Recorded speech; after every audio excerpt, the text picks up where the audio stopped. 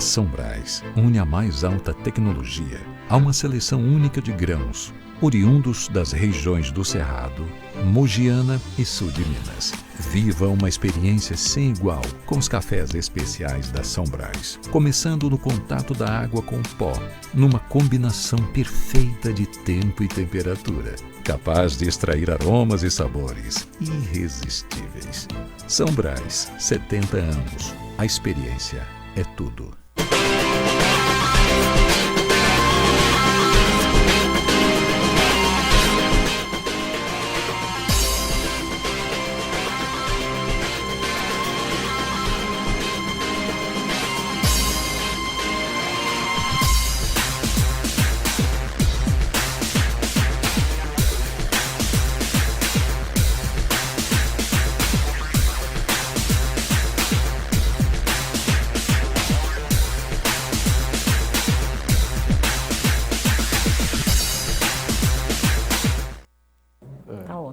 Estamos iniciando o programa Advocacia em Debate com Evandro Bosch.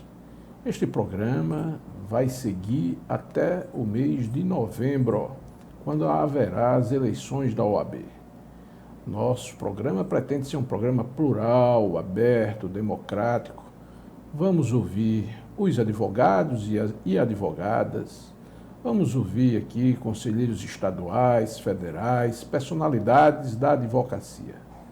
O nosso primeiro programa foi com o tesoureiro da OAB, Alex Gugel. E hoje estamos aqui com a advogada, conselheira da OAB do Estado do Rio Grande do Norte, da subseção do Rio Grande do Norte, Elisângela Fernandes da Silva. Olha a foto de Elisângela Fernandes da Silva. Elisângela é conselheira da OAB desde 2013, nos triênios 2013 e 2015, 2016, 2018 e 2019 a 2021. É membro da Comissão de Direito e Saúde da OAB no triênio 2010-2012 e passou por essa mesma comissão em 2013 a 2015, 2016 a 2018. Foi também da Comissão de Seleção e Inscrição da OAB e também de Direito Ambiental em 2010 e 2019, e é vice-presidente da Comissão de Estudos Constitucionais do triênio 2016 a 2018. Comissão esta que eu integrei, viu, Elisângela? Em primeiro lugar, eu quero agradecer a você ter aberto a sua agenda e vir aqui nesta terça-feira, feriado nacional da Independência, para nós estarmos aqui e apresentarmos esse programa para os nossos telespectadores e ouvintes do Potiguar Notícia e voltado também especialmente para o segmento da advocacia. Muito obrigado pela sua cortesia, Elisângela Fernandes da Silva. Eu que agradeço, Evandro, a oportunidade de estar aqui, de conversar com vocês, explicar um pouquinho sobre a OAB. Boa tarde para todas as pessoas que estão assistindo. É um prazer. Vamos pedir à produção que coloque o juramento do advogado para você fazer um comentário, Elisângela. Prometo exercer a advocacia com dignidade e independência, observar a ética, os deveres e prerrogativas profissionais e defender a Constituição, a ordem jurídica do Estado democrático, os direitos humanos, a justiça social, a boa aplicação das leis, a rápida administração da justiça e o aperfeiçoamento da cultura e das instituições jurídicas. A advogada Elisângela Fernandes da Silva, conselheira estadual da OAB do Rio Grande do Norte, o que é que você diz sobre esse juramento do advogado?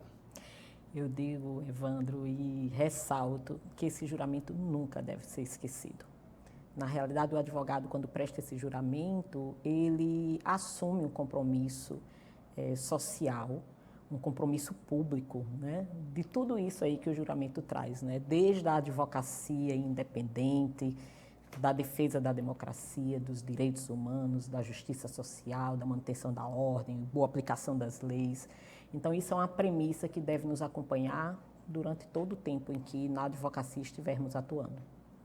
Muito bem, Elisângela. Olha, vamos pedir à produção também para colocar a imagem da nossa Constituição da República e a Constituição do Estado, que foi revisada, né, recentemente ali, ó, as duas Constituições, inclusive teve o aporte técnico, né, de Sérgio Freire, que foi presidente da OAB, junto à Assembleia Legislativa, que promoveu a revisão.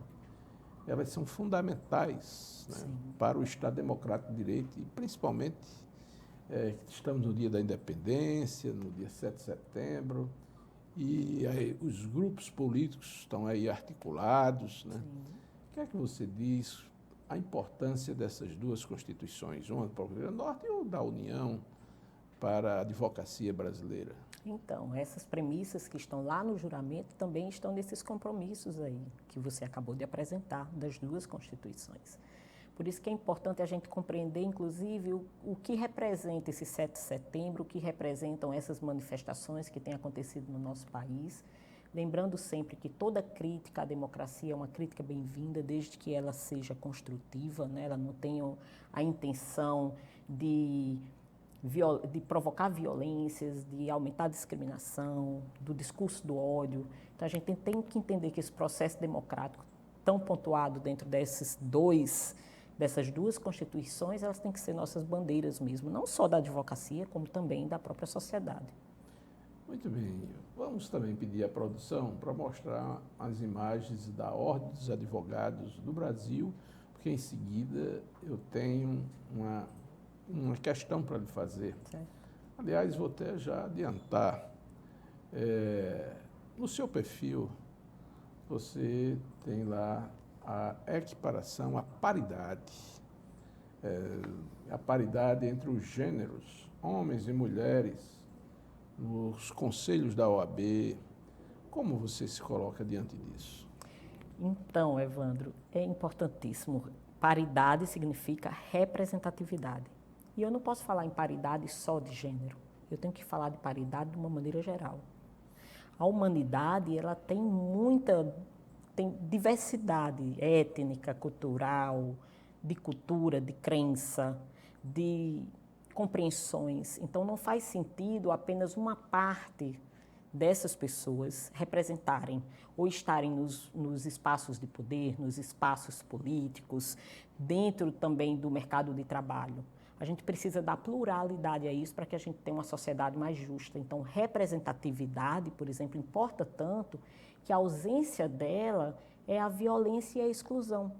Então, quando, por exemplo, uma mulher chega a assumir um cargo de presidente da República, ela cria em mim a ideia de que eu também posso chegar lá. Então, representatividade é importantíssimo. E como eu disse, a representatividade ela não pode ser específica de gênero. E ai de nós mulheres se lutarmos unicamente por esse tipo de equidade. A gente tem que lutar por uma equidade mais plena, né? Em que outras pessoas também se sintam identificadas nesses espaços. Por exemplo, o que representa um homem negro chegar ao cargo de presidente dos Estados Unidos? Ele tem muito significado. E nós tivemos um presidente negro do Supremo Tribunal Federal. Exatamente. Então, isso implica dizer que aquelas pessoas que estão ali abrem espaço, eu também sou capaz, eu também chegarei lá. Então, a representatividade é extremamente importante. Certo. Vamos fazer uma outra pergunta a você, Elisângela, que é conselheira estadual, né, da subseção do Rio Grande do Norte, da Ordem dos Advogados do Brasil. O que é ser mãe, você que é mãe de 3 filhos, casada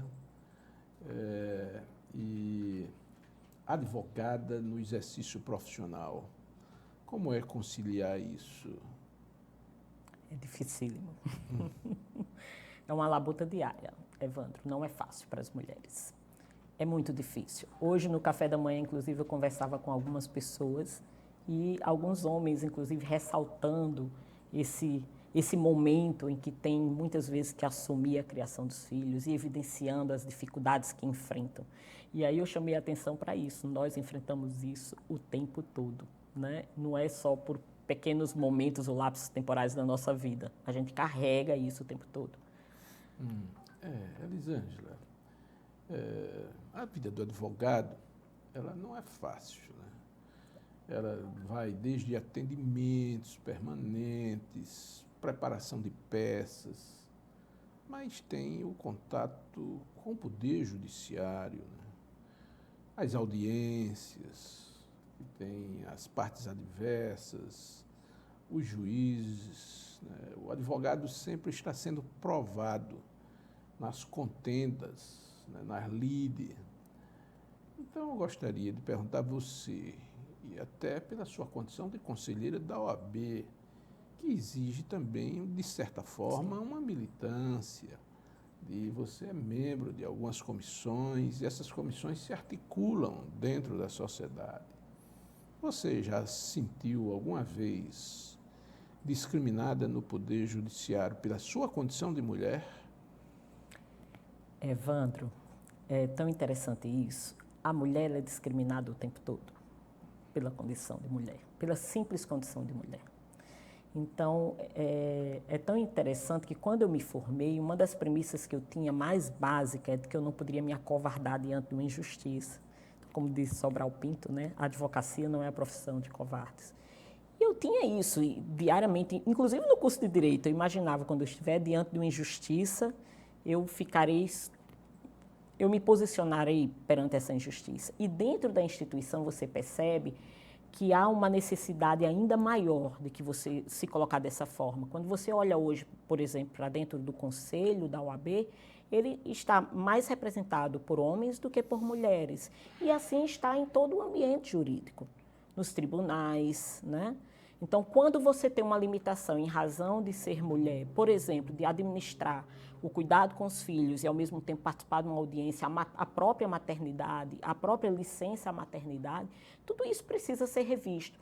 Então, o fato de não existir políticas, por exemplo, voltadas para esse acolhimento da mulher já é uma demonstração de que há, sim, uma certa discriminação, digamos assim, ou um certo favoritismo, como se essa atuação da profissão ela fosse mais específica ou voltada para os homens. E a gente precisa se insurgir em relação a isso. Certo. Elisângela, conselheira estadual, né, da seção do Rio Grande do Norte. A evolução da mulher brasileira no século XX, no século passado, foi enorme. No século anterior, no século XIX, a mulher era, inclusive, proibida de ir para a escola. Nós temos aqui a presença de Nísia Floresta, que em 1850 criou um educandário para a mulher no Rio de Janeiro e estabeleceu as linhas mestras da educação doméstica. E mesmo assim ela teve que se exilar na França por isso. A mulher no século passado, né, do início da República, teve um movimento sufragista para dar o direito ao voto, que só veio acontecer na década de 30. Depois nós tivemos o Estatuto da Mulher Casada, que o homem era o chefe ainda da família. Hoje existe o chefe e a chefa, mas o chefe autorizava, inclusive, a mulher poder viajar. Depois nós temos outra família, do novo Código Civil. Como é que você analisa tudo isso? E também a questão cultural. Mas vamos primeiro falar um pouco da evolução. Sim. Depois chegamos na parte cultural. Evandro, essas evoluções elas foram extremamente necessárias para que eu, por exemplo, Elisângela Fernandes, ocupasse hoje um cargo de conselheira seccional. Então, todas essas lutas são extremamente importantes. E nós temos e vivenciamos, enquanto mulher, essas lutas dentro da nossa própria casa. Nossas mães são exemplos de mulheres batalhadoras.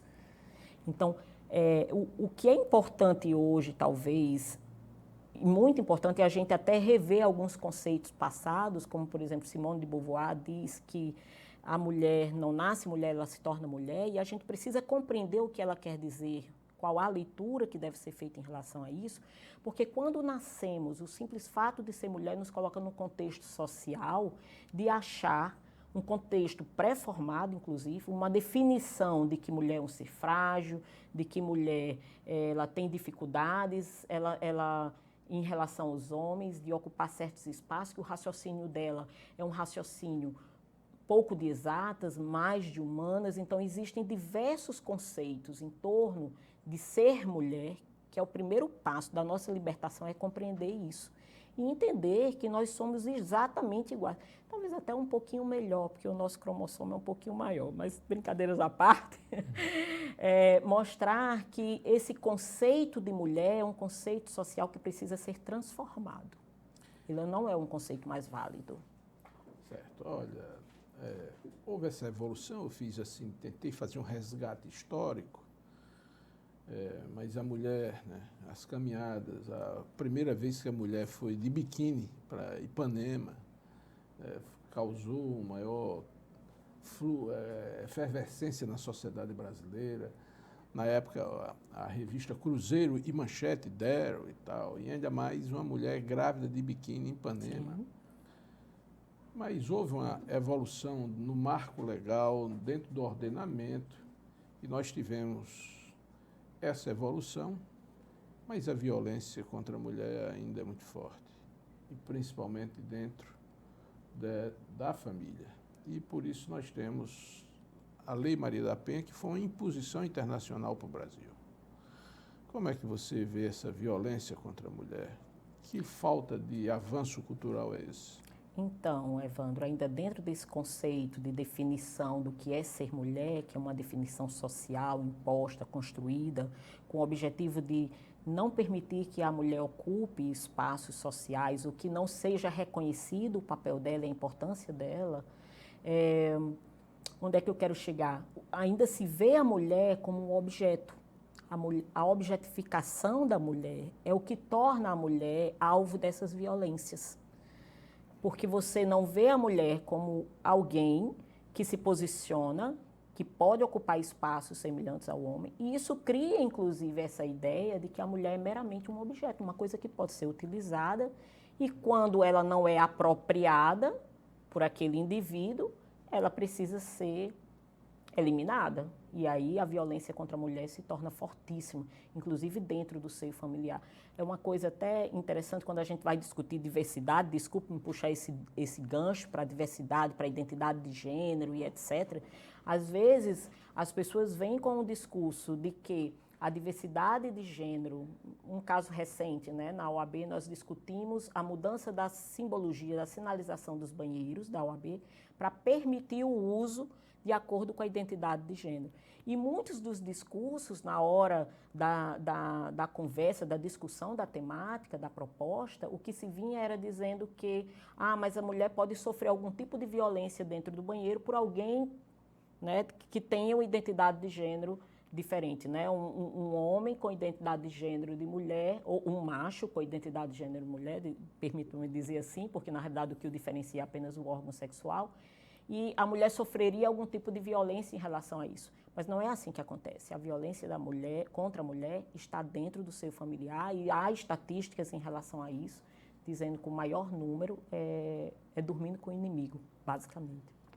Vamos relatar, ou seja, vamos fazer outra pergunta a você em relação a uma decisão do Supremo Tribunal Federal, que foi uma decisão erga omnes, ou seja, que obrigou a todos, que foi a decisão de que não é mais possível, diante da violência ou de um homicídio ou do feminicídio, se fazer a defesa desde a primeira instância como a legítima defesa da honra. Sim. Então, a legítima defesa da honra, nós temos casos históricos no país.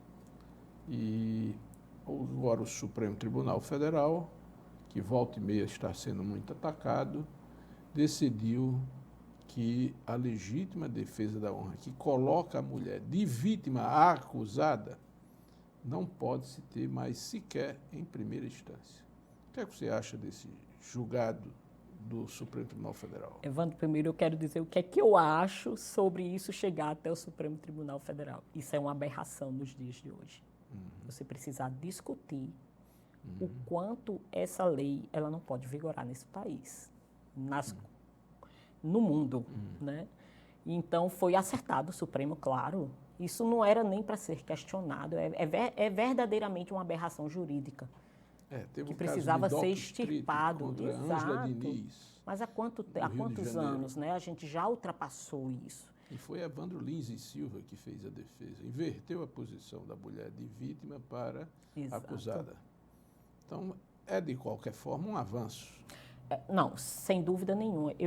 Todo avanço, por menor que seja, Evandro, nessa luta dos direitos das mulheres, ele é importantíssimo, porque nós avançamos assim mesmo, vagarosamente, né? São avanços pequenos, mas avanços sociais importantes. Esse é um avanço grande, porque uma matéria como essa, como eu digo, ela sequer era para ser discutida ainda. Então, veja como a gente, embora tenha conquistado espaços, como a gente, vez ou outra, sempre que a mulher, sempre que a democracia está sendo ameaçada, a primeira coisa que se tenta retirar são os direitos das mulheres. Então, a gente não pode, de maneira alguma, cruzar os braços e relaxar em relação a isso. Elisângela, você também é conselheira estadual da OAB, mas você também é formada em enfermagem pela UFRN. Sim. E você representou e representa a ordem no Conselho Estadual de Saúde. E o que é que você me diz em relação a essa sua representação? O que é que o Conselho contribuiu para tentar mitigar, diminuir, né, o avanço do coronavírus? Evandro, hoje eu não represento a OAB no Conselho Estadual de Saúde. Eu já tive essa representação, né? Já estive também na Comissão de Direito à Saúde, tanto como membro como presidente, mas desde a última gestão eu não estou assumindo esses espaços. Mas eu compreendo que o Conselho Estadual de Saúde teve uma função importantíssima, necessária. Os comitês também, em especial o comitê técnico que assessora a governadora, também teve um posicionamento extremamente necessário, importante, na defesa da ciência, né? Porque para controlar essa pandemia não há agora, no auge do que a gente já conheceu sobre ela, embora a gente não saiba sobre tudo, né? Há muita dinamicidade em como a pandemia avança, como as variantes surgem, mas uma das medidas mais importantes que nós poderíamos realizar, o governo do estado tentou, né? Que seria o distanciamento físico, evitar aglomerações, o uso de máscaras e agora uma campanha em massa para que todas as pessoas se vacinem com o esquema completo, né? Se a vacinação for de 2 doses, é importantíssimo, porque no momento é a única forma que a gente tem de prevenir o contágio da doença. Vamos agora fazer uma pergunta. Qual é a sua avaliação da atual direção da OAB? Foi possível crescer? O que foi possível? O que é passível de ser criticado? Como é que você vê a atual direção da ordem? Evandro, eu acho que cada gestão ela enfrenta diversidades, né? Cada gestão ela é única. Os problemas, por exemplo, enfrentados por essa gestão, eles são bem exclusivos. Nós nunca vivenciamos, enquanto de 100 anos para cá, uma pandemia dessa magnitude, né? Então, eu imagino que quem está ali dentro da OAB tem um compromisso muito sério com o seu papel de prestar um serviço público de qualidade. E as pessoas, provavelmente, em especial a diretoria, eu vi empenhado em resolver certas situações e merecedora também de inúmeras críticas, né? Inclusive, enquanto conselheira, eu acho que o conselho também merece críticas. E toda crítica, como eu disse lá atrás, ela é muito bem-vinda, desde que ela seja uma crítica com o intuito de aprimorar, de permitir que o processo ele cresça, que a gente cresça enquanto sociedade, que a gente cresça, que a gente impeça violência, que violências aconteçam ou continuem acontecendo, que a gente defenda o Estado democrático de direito, e isso é importantíssimo.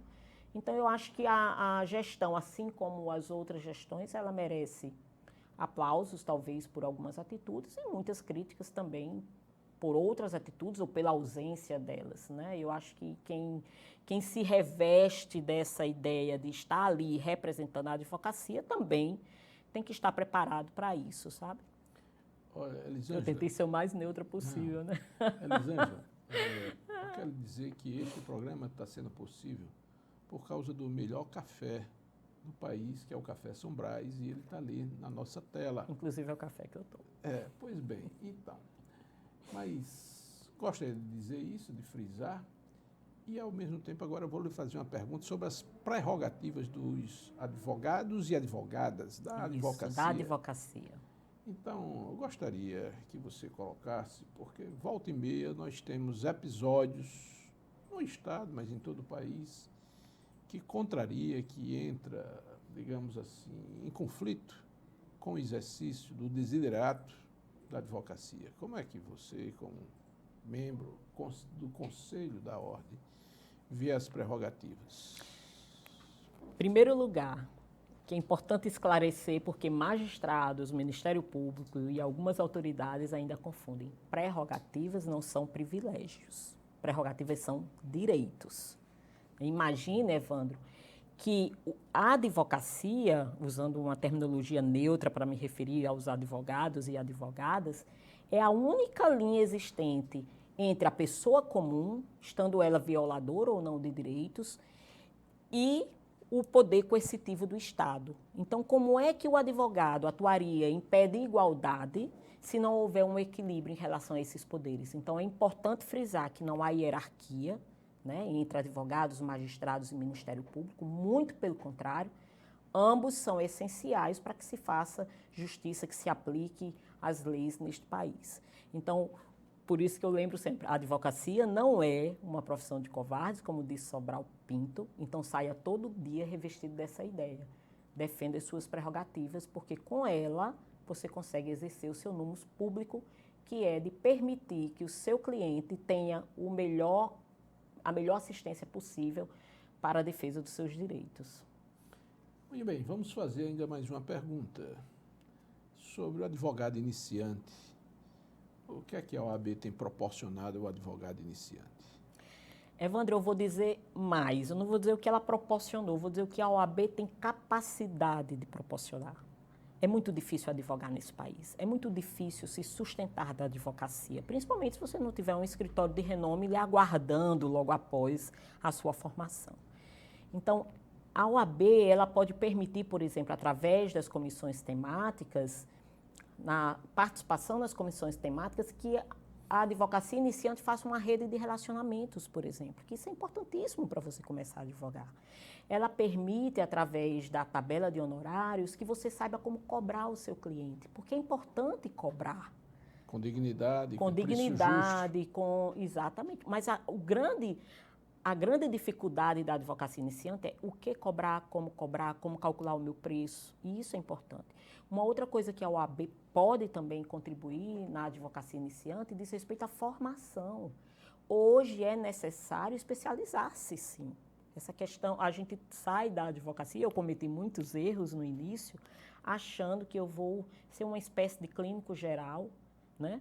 Porque eu preciso pagar contas. Mas a especialização e esse caminho através da ESA é extremamente importante, permitirá que esse advogado iniciante não sinta tantos os obstáculos que ele sentirá diante da competitividade, né? Afinal de contas, nós temos bastante competitividade ainda no meio. Ainda temos um pouquinho de tempo. E a última pergunta, qual é a OAB que você deseja? Ai, Evandro, eu desejo a OAB que faz aquele juramento que você passou lá no início valer. Uma OAB que não fuja de questões polêmicas, uma OAB que se posicione, porque quando a OAB ela atua em prol da sociedade, uma sociedade mais justa, ela atua em defesa da advocacia. Muito obrigado pela sua entrevista e pela sua participação na Advocacia em Debate com Evandro Borges. Eu que agradeço a oportunidade. Foi muito cortês de abrir sua agenda neste dia 7 de setembro e vir conosco aqui falar para os nossos telespectadores e ouvintes e para o segmento da advocacia. Elisângela, continue na sua labuta, na sua lide, no seu trabalho, com a sua condição de mulher e de mãe, e mesmo assim advogando. Muito obrigada. Muito obrigado pela sua audiência. E lembre-se, é o Café São Brás que está nos permitindo este programa.